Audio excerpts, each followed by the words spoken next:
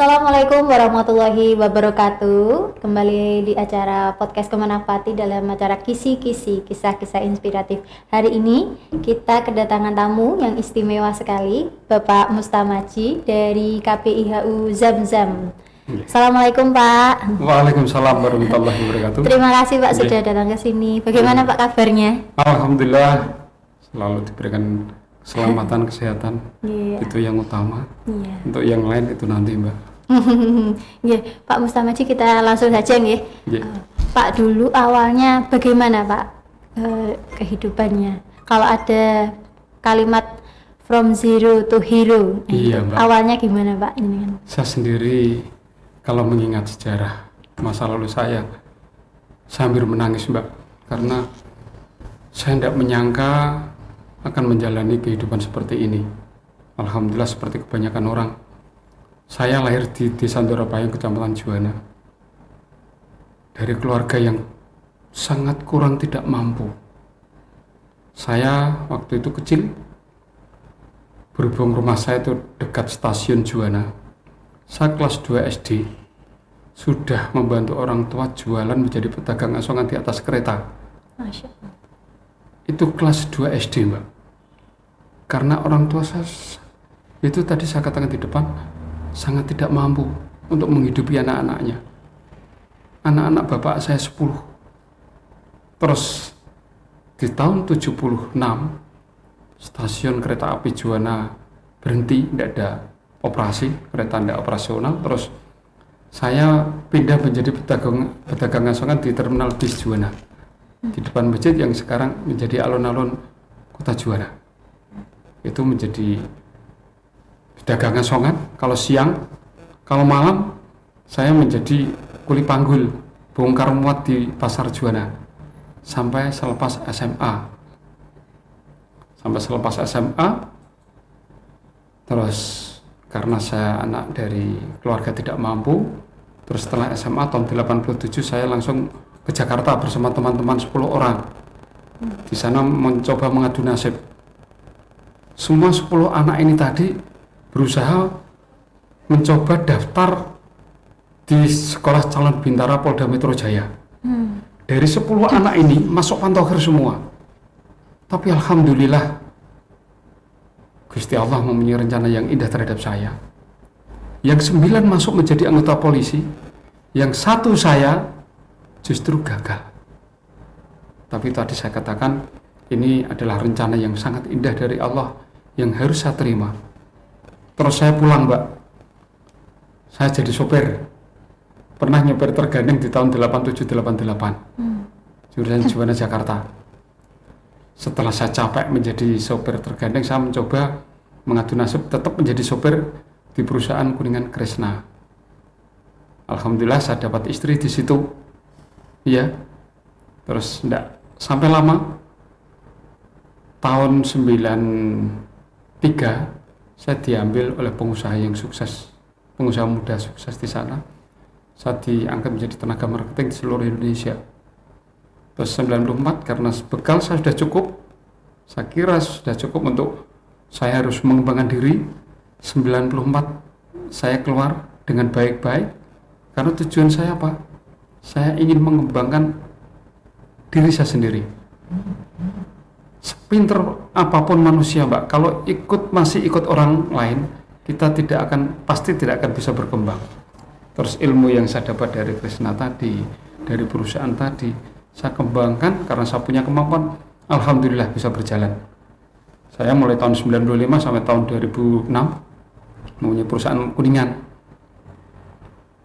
Waktu itu saya sempat punya mobil 3 karena kondisi grafik menurun, karena situasi global yang sangat tidak memungkinkan buat kami, akhirnya kami tidak bisa berkembang. Tahun 2006 akhirnya saya berhenti menjadi pengusaha Kuningan. Tapi sebelum perusahaan Kuningan itu tadi menurun, pol sampai titik nadiring tingkat bawah, saya sudah menyancang-ancang ambil alih perusahaan bakery. Kenapa saya mengambil perusahaan bakery? Karena di waktu itu di Juwana tidak ada, belum ada. Sedangkan saya lihat pasar, kebanyakan orang Juwana waktu itu kalau pas punya kerja, punya hajatan, hantarannya roti. Kebanyakan ngambil di Semarang. Terus saya walaupun tidak punya bekal, punya keahlian buat roti, dengan alat-alat kuningan saya desain sendiri, saya terus buat alat roti, alhamdulillah jadi Mbak. Sampai sekarang itu kita mulai perusahaan roti di tahun 2005 sampai sekarang alhamdulillah. Nah waktu itu setelah berjalan 3 tahun, karena ada tabungan sedikit, istri saya menawari saya, Mas ini ada tabungan kecil sedikit, coba buat untuk beli roda 4 Mas, untuk kerja, untuk fasilitas kerja. Lah saya waktu itu ya mohon maaf, saya tidak bisa menerima usulan istri saya, walaupun untuk kerja sekalipun. Karena apa? Saya sejak kecil sudah punya cita-cita ingin pergi haji Mbak. Saya dulu waktu kembali ke masa lalu saya, pada saat saya menjadi pedagang asongan, setiap ada pemberangkatan haji, jamaah haji kan jamaah calon haji kan diantarkan di pendopo, yang mengantarkan di alun-alun. Saya meremau di situ Mbak. Ada kacang, ada permen, ada rokok. Betul itu. Dan ketika berangkat jamaah calon haji berangkat dari pendopo menuju ke Jakarta, dulu embarkasinya ke Jakarta. Berangkatnya pasti sore. Naik bis, saya sambil membawa dagangan tadi, saya sempat punya pikiran begitu, betul itu Pak, demi Allah ini, bisa enggak ya saya besok seperti itu, bisa pergi haji. Makanya di saat tahun 2008, saat ditawari istri saya, Mas ini ada yang tabungan sedikit untuk beli kendaraan. Saya bilang begini, enggak usah keburu-buru Nduk. Saya kalau panggil istri saya kan Nduk, enggak usah keburu-buru beli mobil. Coba kalau jenengan setuju, monggo nanti kita niati bareng-bareng untuk pergi haji. Alhamdulillah, subhanallah istri saya setuju. Saya janji sama istri saya sudah, nanti kita tetap beli roda 4, tapi setelah sepulang dari haji. Terus ini Mbak, saya pergi berdua ke bank, terus ke Kemenak juga mendaftarkan haji di tahun 2008, akhirnya berangkat di tahun 2009. Alhamdulillah setelah saya daftar, inilah Mbak yang kita syukuri. Setelah kita daftar, baru berjalan 1 bulan, pesanan sangat luar biasa, sampai nolak-nolak. Roti Mbak, kamar saya, ruang tamu, ruang keluarga, ruang anak-anak, saya buat gudang roti yang akan siap dikirim. Betul Mbak. Bahkan sampai saat itu setelah 1 bulan, 2 bulan setelah daftar, pesanan meningkat terus, rezeki saya bertambah. Bahkan 3 bulan setelah saya daftar, sebelum berangkat pergi haji, alhamdulillah saya bisa beli mobil baru. Masya Allah. Betul itu Mbak. Setelah itu mobil tadi untuk ngaji, untuk ziarah di Mbah Motomake, untuk kemana, untuk ziarah kemana. Betul, waktu itu saya didampingi oleh orang tua saya, sesepuh saya, Mbah Haji Asmi Sajari Juwana. Alhamdulillah sampai terus kita pergi haji di tahun 2009. Perusahaan saya tinggal dipegang anak-anak. Setelah pulang dari Tanah Suci, anak-anak menghadap saya, Mas ini Mas, setelah jenengan tidak, ini ada catatan ini. Alhamdulillah ada rezeki lagi. Mobil yang tadinya saya beli, saya ganti Innova. Dan itu tetap Mbak. Terus akhirnya karena rezeki yang diberikan kita oleh Allah semakin lama semakin berkembang, saya tetap mensyukuri nikmatnya. Alhamdulillah setiap tahun dulu sama istri saya, setiap tahun bisa pergi umroh. Baik saya dengan istri saya, dengan keluarga. Dan itu yang saya herangi lagi, ketika saya ingin pergi umroh, punya niat umroh, saya ngajak istri saya, Duk, yuk daftar umroh. Istri saya sempat bilang begini, duit kondileh Mas, kamu tidak usah pesimis. Gusti Allah Maha Kaya. Hari ini jenengan ngendikan belum ada uang, tapi insya Allah nanti kita berangkat pasti ada. Betul itu Mbak, setiap tahun begitu. Ketika kita baru punya anjing belum ada uang untuk itu, terus kita daftar juga belum, tapi setelah kita berangkat, sebelum berangkat semuanya sudah bisa tercukupi. Dan alhamdulillah juga di tahun 2017 kami mendapatkan tugas untuk sebagai petugas TPHD Kabupaten Pati tahun 2017. Setelah itu kita umroh lagi. Dan alhamdulillah semuanya itu berawal dari niat saya. Makanya itu Mbak, buat siapapun lah, bagi yang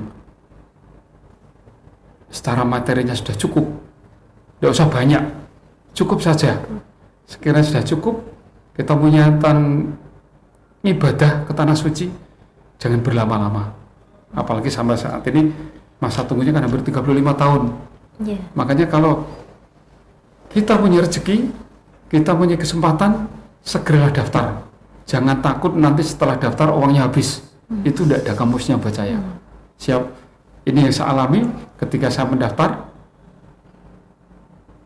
Alhamdulillah rezeki akan datang secara tidak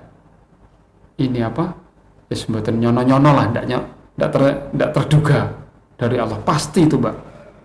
Allah pun berjanji, barang siapa kalau kita mengeluarkan materi atau uang untuk kegiatan ibadah, insya Allah Gusti Allah akan memberikan yang lebih dari apa yang kita keluarkan untuk ibadah itu tadi.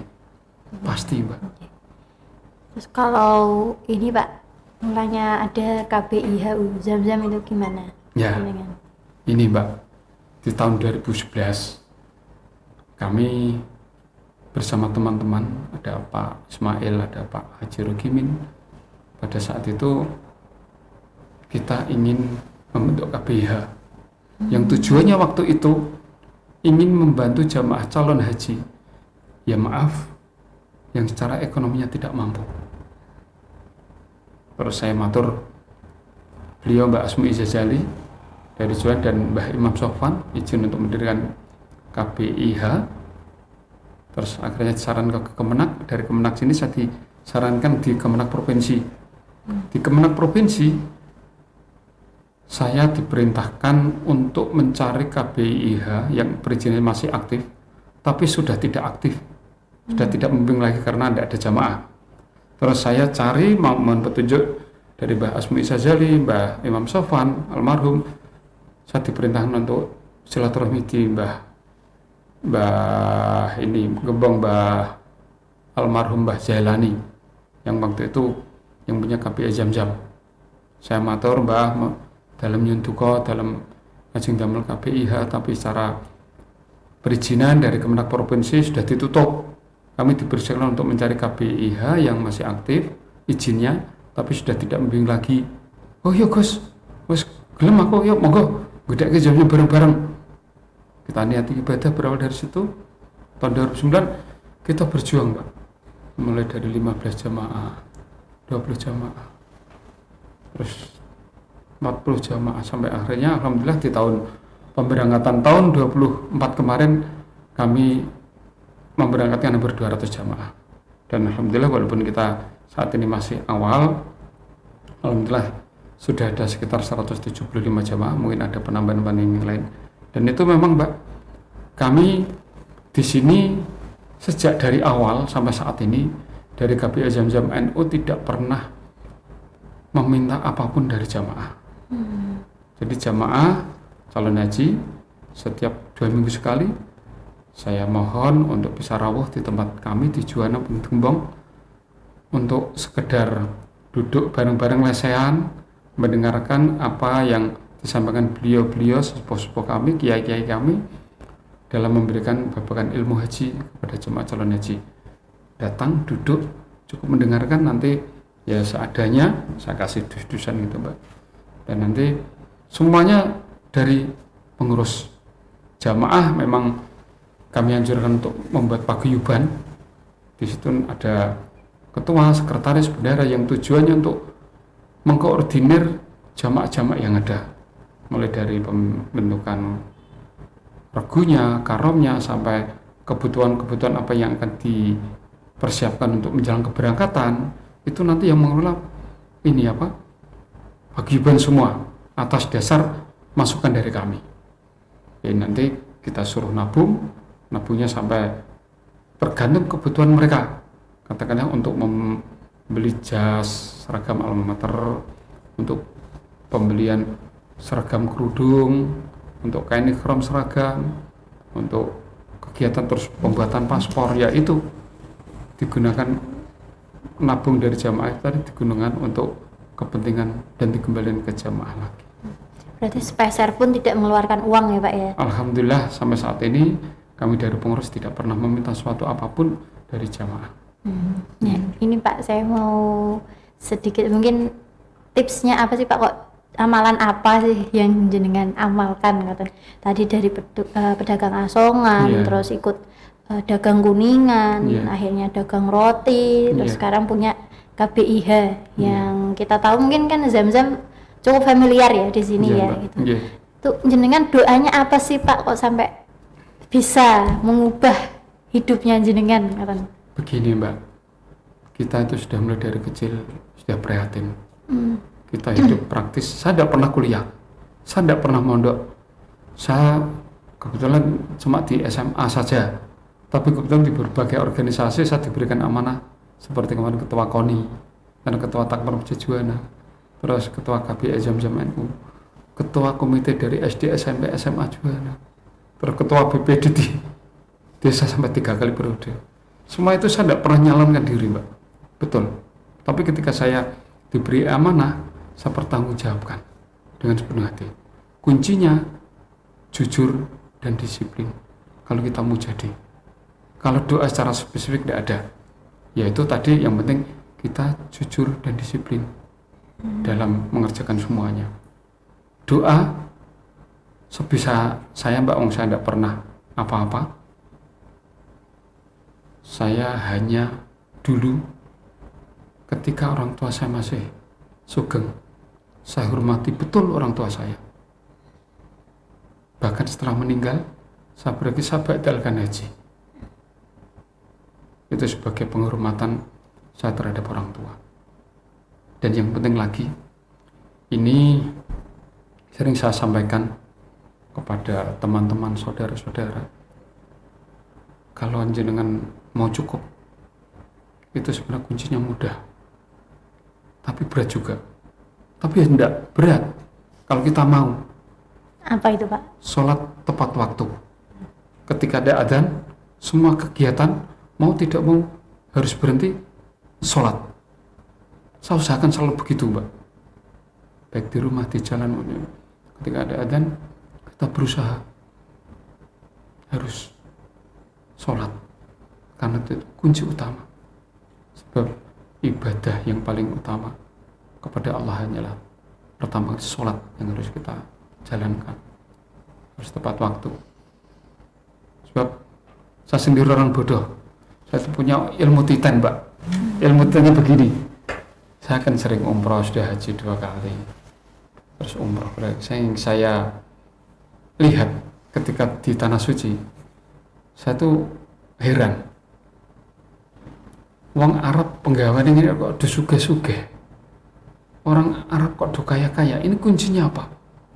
Terus saya mati Pak, terus itu jebule kalau setiap ada adzan, semua kegiatan, semua aktivitas berhenti.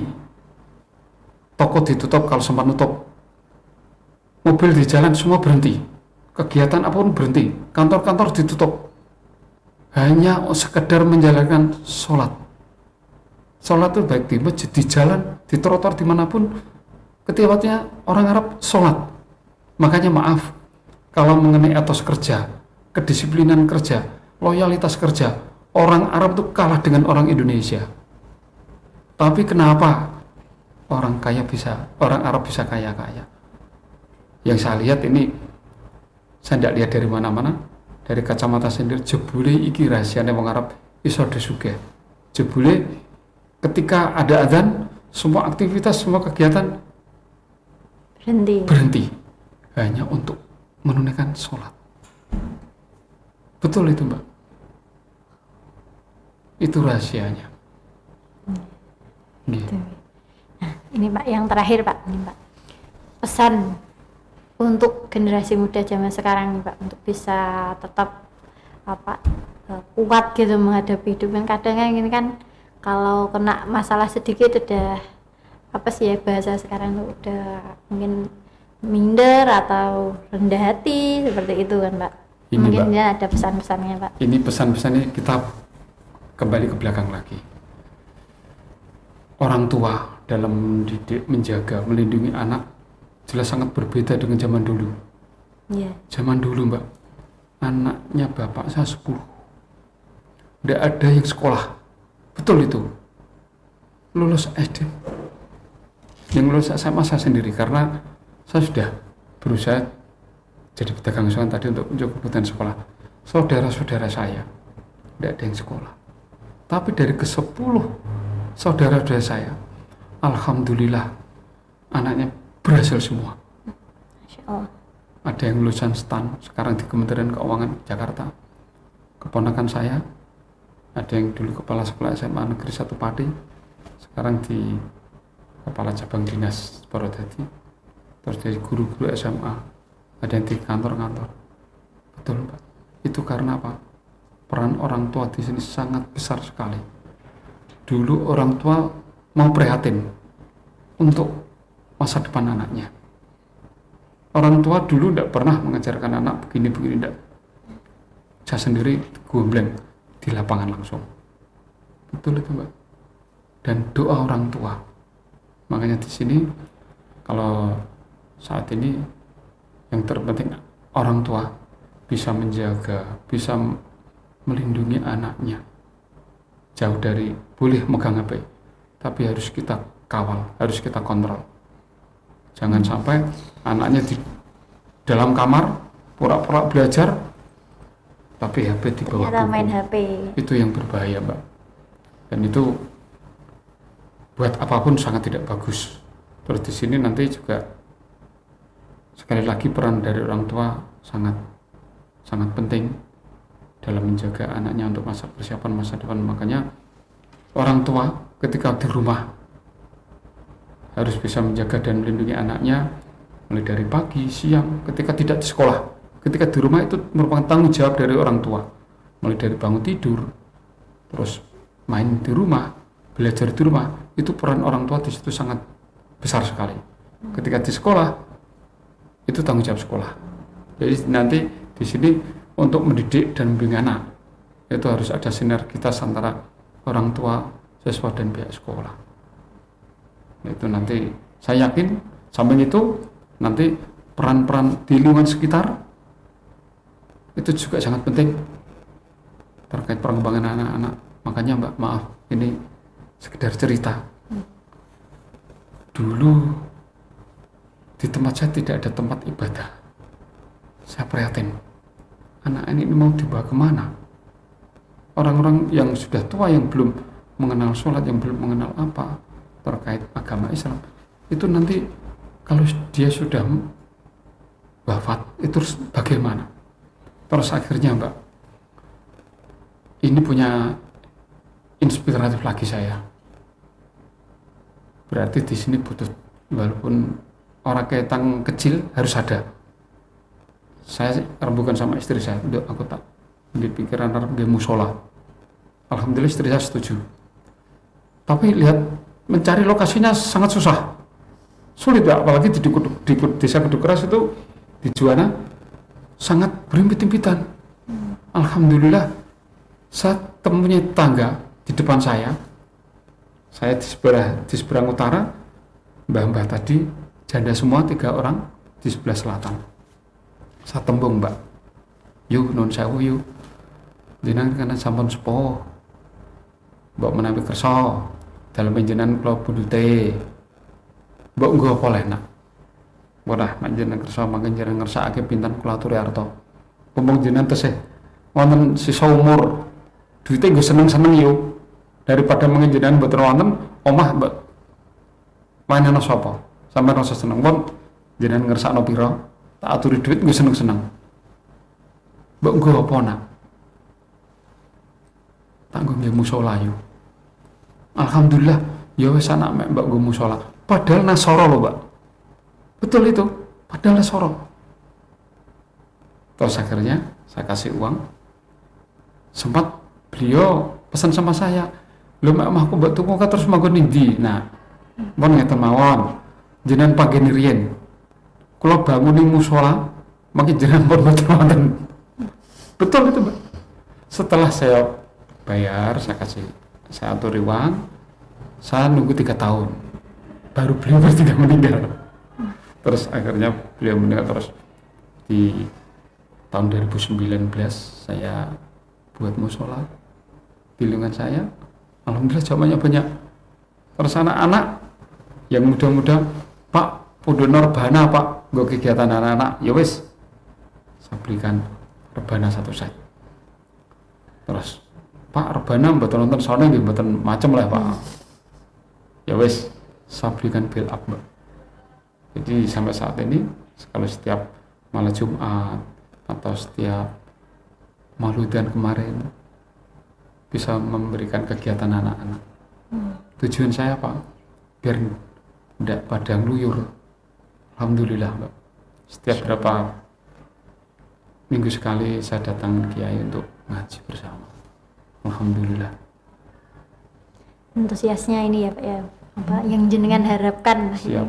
tercapai ngoten niki. Memang saya waktu kecil, Mbak, saya tidak pernah tidur di rumah. Karena rumah saya kecil, anaknya bapak 10, tidak ada tempat tidur. Saya kalau malam habis isya langsung tidur di musola. Kalau tidak di musola di masjid Juwana. Betul itu, Mbak. Makanya ketika kami diberi amanah untuk menjadi ketua takmir masjid Juwana, ya saya bangga. Bangganya karena Pak, ini perjuangan kecil saya saat saya kecil. Saya setiap hari tidur di masjid, setiap malam tidur di masjid, jarang di rumah. Karena apa? Rumahnya kecil. Terus puterannya bapak 10. Betul, Mbak. Dulu ini cerita lagi. Kalau tidak percaya tanya sama saudara yang masih hidup. Sehari semalam makan cuma 1 kali doang. Iya. Dulu pernah. Saya makanya kalau ingat, Mbak, bejo bocah saya gitu. Mau apa bisa. Dulu mau makan sarimi 1 dimasak. 1 ompreng sarimi 1 airnya yang banyak. Ditambah garam. Agar 10 anaknya bapak ini tadi bisa makan semua. Betul itu, Mbak. Nanti kalau dadar ndok 1 dibuat lebar, diiris-iris sama kecap. Betul, Mbak. Tapi waktu itu saya punya kenangan masih sampai saat ini masih teringat dengan jelas. Rumah saya kan pinggir kali, Mbak. Kalau kita kepengen makan ikan, saya cari ikan di kali. Betul. Saya sembongi sana sini, saya surung, terus saya tinggal ngambil. Ada lele, ada kuto, ada sepat, ada wader. Betul itu, Mbak. Kalau pas musim hujan di seberang sungai itu tadi kan ada sawah. Kita cari keong. Keong itu mudah cara ngambilnya keong. Kalau bekas telapak kaki kerbau kan lubang-lubang, Mbak. Yeah. Kalau ada airnya, kalau diambil pasti ada keongnya. Kita masak bareng, dikasih garam, dikasih kunci. Wah, nikmat luar biasa. Itulah, Mbak, kehidupan saya mulai dari kecil memang rekoso. Betul. Tapi alhamdulillah ini cerita seangkatan saya yang menjadi pedagang asongan di Terminal Juwana jadi orang semua. Ada Pak Woto, Pekuat, Bos Rosok, mahkota itu se-alumni saya di Terminal Juwana. Terus ada yang lulusan ITB, ada yang jadi guru SMA Jakenan, banyak jadi pejabat. Betul itu, karena mereka pada saat itu memang tujuannya memang untuk sekolah, tidak untuk main-main. Ada yang jadi polisi, ada yang jadi dosen. Betul itu, Mbak. Polisi yang namanya Samianto anak Doropayung. Sejak dari SMA itu dia pintar bahasa Inggris. Sekarang di Polda Jateng. Dia Kalau malam habis ngaji kita bersama, dia seno bahasa Inggris. Kalau jualan di terminal, dia bawa buku bahasa Inggris untuk belajar, Mbak. Makanya kemarin waktu jadi polisi, dia sering ditugaskan di luar negeri karena kemampuannya bahasa Inggris luar biasa. Nah itu, Mbak, betul itu. Makanya sangat beda jauh kehidupan antara anak zaman sekarang dengan zaman dulu. Memang eranya sudah beda. Anak sekarang yang jadi permasalahan dimanjakan orang tua, dan orang tuanya pun walaupun itu salah tapi dijalankan. Sebab apa? Biasanya orang tua mempunyai prinsip begini, rekoso lah mek wong tuane, asal bocah rekoso. Itu buat saya tidak masuk, salah itu, Mbak. Kalau kita mulai dari awal tidak memberi pelajaran kepada anak yang rekoso, dimanjakan, ini anak besok itu tidak mau kerja, tidak mau bisa berbuat apa, apalagi kerja, apalagi berpikir ke arah sana pun tidak. Betul loh, Pak. Makanya banyak ini dijual. Dulu perusahaan besar-besar, sekarang jatuh karena apa? Proses persiapan regenerasi yang kurang. Karena kebanyakan orang tua memanjakan anaknya, yaitu, Mbak. Tapi anaknya sekarang juga aneh. Dia biasanya gengsinya begini, seperti anak sendiri. Saya punya anak kerja di Jakarta, mulai kerja di rumah, buatan Pak. Lu kenapa lagi jalan loh, Bapak merintis ini susah, dengan susah payah, tinggal jalan, kenapa tidak mau? Saya dibalik, Mbak. Bapak sama jadi saya. Bapaknya Bapak ada perusahaan, Bapak suruh meneruskan, mau apa enggak? Betul, Mbak. Anak sekarang sudah diberi fasilitas, sudah diberikan kesiapan semuanya, tinggal jalankan, tidak mau, Mbak. Itulah, Mbak, anak zaman sekarang. Luar biasa sekali, Pak. Saya speechless mendengar cerita dengan dari nol tadi. Ini saya sekarang alami dengan benar loh, Mbak. Saya makanya dalam menyampaikan ini santai aja loh, profilnya memang semua ini saya jalani, nggak saya buat-buat, saksinya masih banyak. Makanya ketika beliau-beliau yang tahu sejarah saya sering ngendikan begini, memang Pak Mus sudah saatnya bisa menikmati hal seperti ini, karena perjuangan luar biasa mulai dari SD sampai sepuh. Dan alhamdulillah, Mbak, saya memang tidak punya pekerjaan secara spesifik, yang ada cuma di rumah, tapi kebanyakan saya ini kerja saya bersifat sosial. Ada yang ngurusi masjid, ngurusi KPIH, ngurusi, alhamdulillah di IPHI Kabupaten Pati, saya menjadi bendahara IPHI Kabupaten Pati. Di PCNU Pati kemarin alhamdulillah saya diberikan amanah menjadi bendahara 2K ini PCNU Kabupaten Pati. Saya bisa berkembang karena dari organisasi. Saya tidak pernah kuliah loh, Mbak. Pengalaman ya, Pak. Pengalaman. Di antara mereka ketika saya menjadi ketua organisasi, anak buah saya itu sarjana semua. Malu saya, Mbak. Tapi saya tidak bisa begitu. Saya harus semangat. Saya bisa. Saya mampu. Alhamdulillah. Ketika saya menjadi ketua KONI, olahraga Pati berprestasi, bahkan bisa menduduki 4 besar di Provinsi Jawa Tengah. Itu luar biasa. Betul. Ini, Pak, sebenarnya masih pengen Banyak. Betul, dengar Pak. cerita-cerita inspiratif lainnya. Terima kasih banyak, Pak. Siap. Sekali lagi sudah berkenan membagi ceritanya sini. Nah, itu tadi sahabat inspirasi, semoga kisah dari Bapak Mustamaji bisa menginspirasi sahabat-sahabat semua. Sekian untuk podcast hari ini. Wassalamualaikum warahmatullahi wabarakatuh. Waalaikumsalam.